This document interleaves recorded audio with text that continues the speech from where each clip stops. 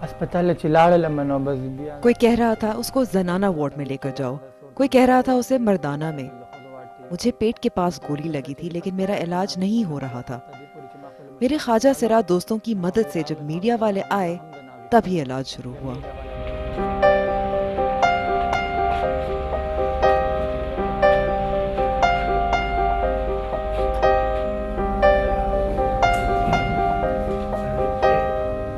वो जो मुलजमान के खिलाफ तो रजिस्टर हुआ है ना, ये एफ रजिस्टर हुआ है, ये अभी मफरूर है ना, ये हमने अफरोड तो नहीं सर जी, अभी भी इधर ही घूम रहे। किधर है? और वो तो आपको पता होगा ना, आपका काम है ना, हमारा काम तो नहीं है ना।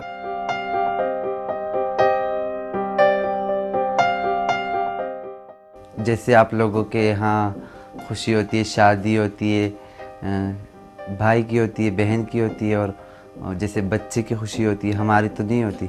हमारी यही सब खुशी हमारी एक यही होती है, क्योंकि हम ये समझते हैं कि हम पैदा इसलिए हुए कि हम दूसरों की खुशियों में नाच सकें।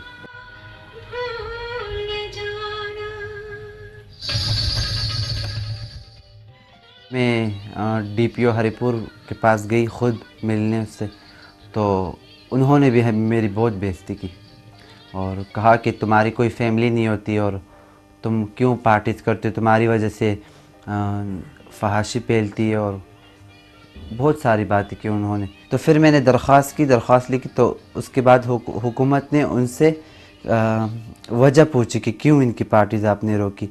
तो उन्होंने ऊपर से कहा है कि इनकी वजह से सिक्योरिटीज़ को कुछ मसला आ सकता है।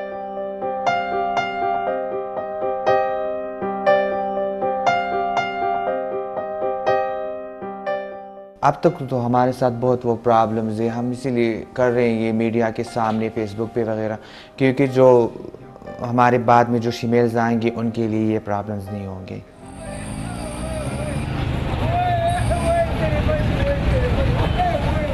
अभी भी लोग आवाज़ नहीं देते, कोई जो इस तरह हो ना, आवाज़ नहीं देते। हम अक्सर ऐसी जगहों पे जाते हैं तो बुर्का पहन के जाते हैं। हम देखते हैं ना टीवी चैनल्स वगैरह में, बाहर की जो फीमेल्स है वो किस तरह की फ्रीडम की ज़िंदगी गुजारते हैं। वहाँ पे न कोई मसले होते हैं, हर जगह आते जा सकते हैं, जॉब्स वगैरह कोई भी प्रॉब्लम्स। कभी कभी दिल बहुत वो तंग हो जाता है कि मैं बाहर जाऊँ, कहीं छोड़ दूँ पाकिस्तान को, क्योंकि यहाँ पे रिस्पेक्ट नहीं है।